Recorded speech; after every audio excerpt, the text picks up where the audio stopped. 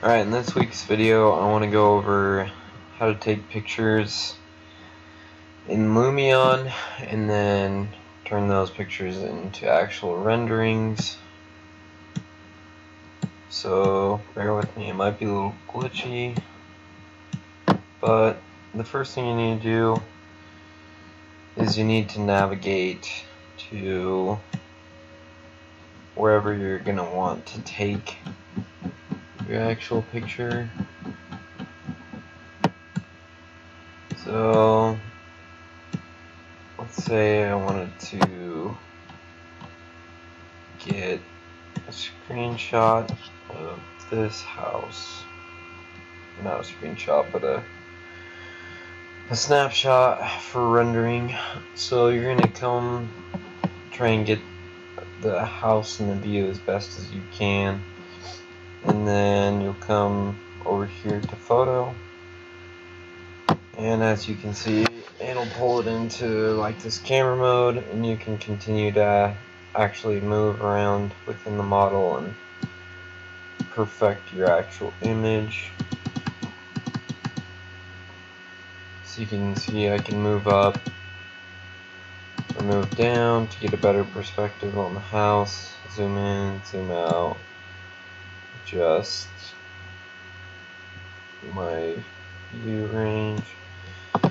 So once you're happy with the actual picture you have, the next step is going to be to actually take a snapshot. So you're allowed up to 10 snapshots at a time, and as you can see I've already got some others in here, but I do have this 10th slot available, so I'm going to click on that, and then you'll come up to the camera and you'll click, and as you can probably hear, it took a snapshot. And then I'll just go through some of the editing that's actually here in Lumion. So if you click on that blue button, there's actually all these different preset styles. So realistic is kind of my favorite so far. It looks the best, or at least most realistic, as it should, in my opinion. But there's these other options like dawn, and it's going to take a second to actually load that. As you can see, it says click inside the preview window to update, so I'll click on that and it'll begin updating, and it'll update it. So there's dawn. Let's do this one's a little bit more drastic, the color sketch. As you can see, it takes your models and it makes them look very drawn, I guess you could say. And another one would be this watercolor option. It's another kind of graphic-y look. I think these are pretty cool. It just depends on what you're doing. If you're going for like a schematic look, like still trying to get all the details hashed out, this might be kind of cool, but I tend to like the realistic look a little bit better. So I'm going to come back to realistic, and then how you actually get this to become a rendering is you'll come over here to this green square. Oh, sorry, I did forget. You can adjust shadows, all these different things. The skylight, the brightness, as you can see. I don't know if it'll adjust that immediately, but anyway, you can adjust all the different lightings, reflections, and depending on what mode you're in, you can adjust more or less. I'm just going to stick with the settings right now. But to render this, you'll come to the green box, click on it, and it'll give you the option to email it to yourself once it's done, or just do it on your desktop, print it, or make it into a poster.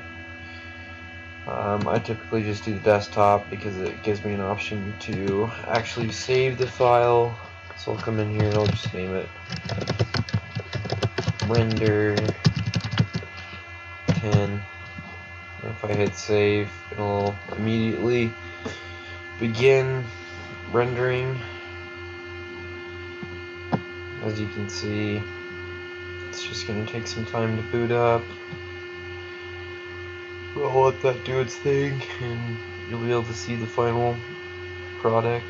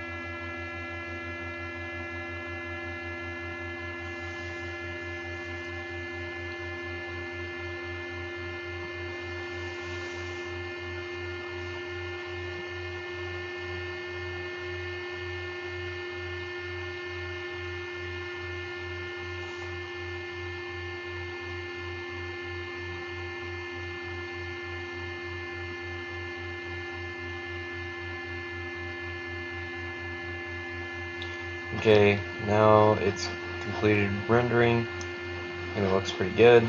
So all you have to do now is click OK, and that'll have it saved in your files. So anyway, I hope that was helpful. You guys will just kind of have to play around with the effects, find what you like best, and what looks best for the actual model. But anyway, that's the basics. Thank you for watching.